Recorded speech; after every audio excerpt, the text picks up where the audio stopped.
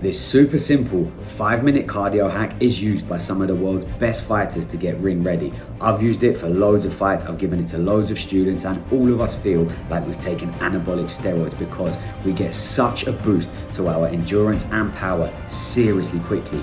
But you have to be willing to nearly die during those 5 minutes of work. Welcome to the obliteration of your excuses and weakness, cunt.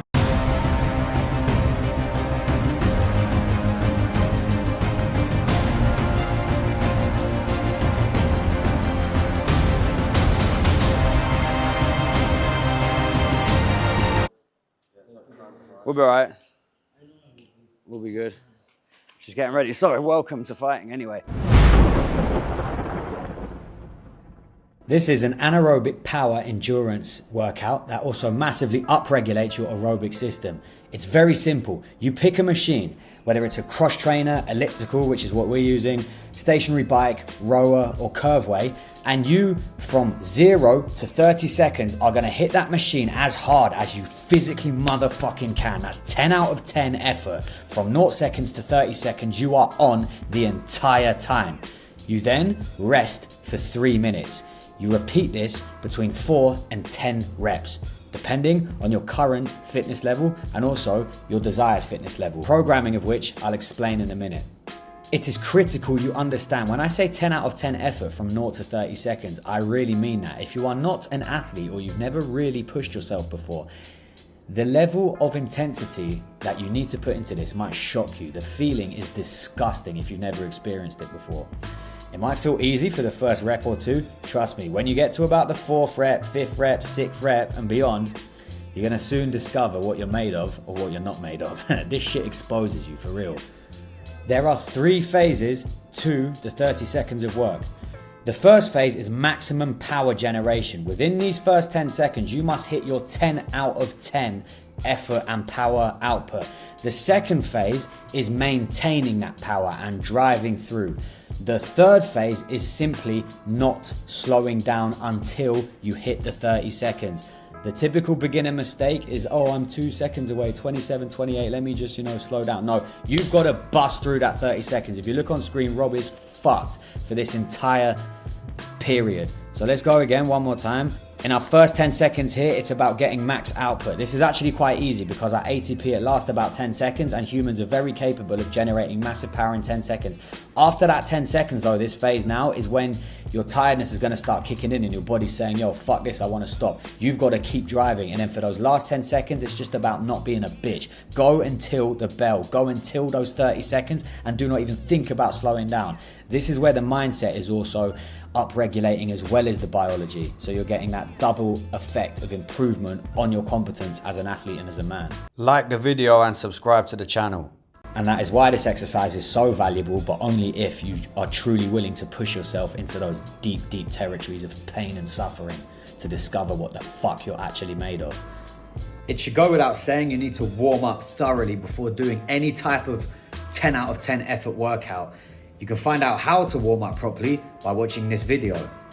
I have no idea if I pointed to the right place there, but yeah, somewhere on the screen there's a video that will teach you how to warm up properly. There is no excuse for you to get injured. You only need to do 6 of these sessions to start noticing a drastic improvement in your cardio. Space those 6 sessions over a period of 3 weeks and do 2 sessions per week, each session spaced out by at least 3 days. An example would be do a session on Monday, do another one on Friday or Saturday. It is important that you give yourself adequate recovery after doing a 10 out of 10 power session like this. Same when you are doing strength and power training in the gym for resistance exercises. You have to let your nervous system recover, especially if you're doing other stuff like sparring, like weightlifting, if you've got a demanding job, family commitments. Gains are made during the time off, so give yourself enough time off to make those gains. Do not be an idiot and overtrain and wreck yourself. By training hard and giving yourself adequate recovery, you are going to receive serious adaptions in your phosphocreatine system,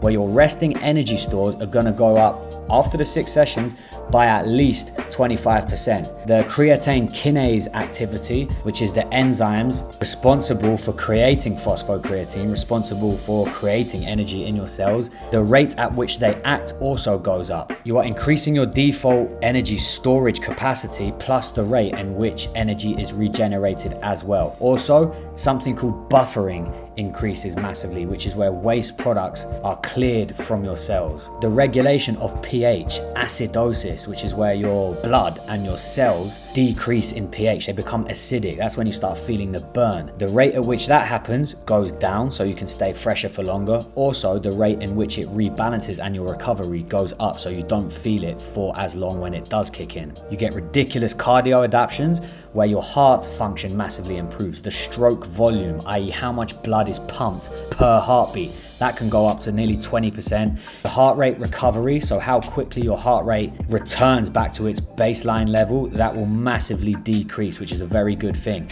You want to be able to massively increase your heart rate to deliver blood effectively around the body and then bring it down very quickly as well. That indicates efficient heart rate. As well as that, capillary density, how many blood cells are connected to your muscles via the arteries. So the ability for all of that blood being pumped by an efficient heart to quickly and rapidly be absorbed by the tissue, that goes up as well. Your nervous system also becomes more efficient. You can handle higher demands much easier, more efficient muscular contraction, as well as you recruit more type 2 fiber, which is your explosive fiber, which is required for knocking people out and doing explosive movements, takedowns, knees, throws, stuff like that.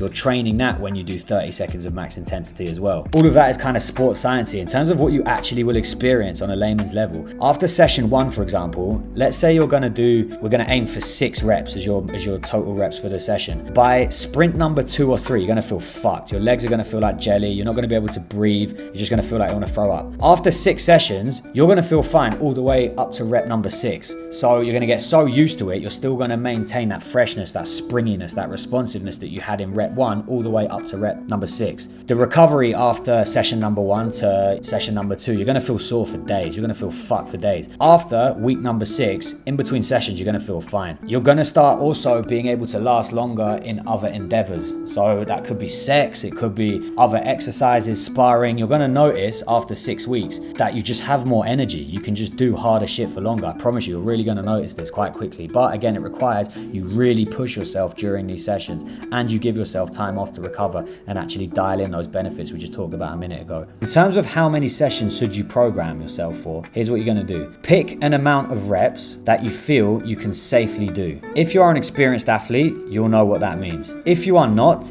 do this. Try and aim for 3 or 4 and really push yourself. If you feel like you're about to get injured, like there's a sharp pain, like you're actually going to throw up, like it's genuinely dangerous for you, that's your limit. Stop before that actually happens. You shouldn't be getting hurt doing this. But just make a note, okay, at around 3 or 4 reps, maybe 5 reps, I really started feeling I could not possibly give any more than I gave.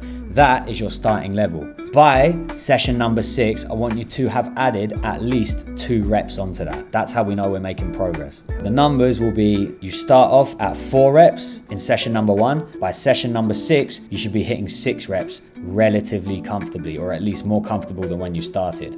If you're already quite experienced, start off with, let's say, 5 to 6 reps, and then by session number 6, you should be aiming between 8 and 10 reps. So if you're feeling brave and you want quick results, now you know what to do. Let me know how you get on in the comments. And if you do want some tips on how to recover in between the reps, check this video out here. Check this video out here. Bang, video. Man are feeling skippy. Man on a rhythm, man are gonna spit a ditty. Man I feel illegal, man I feel illegal, man I never be a civvy. Black Hawk ting, yeah they call me Black Hawk Dizzy. But never feeling down, always feeling up. Mogadishu all upon these nuts.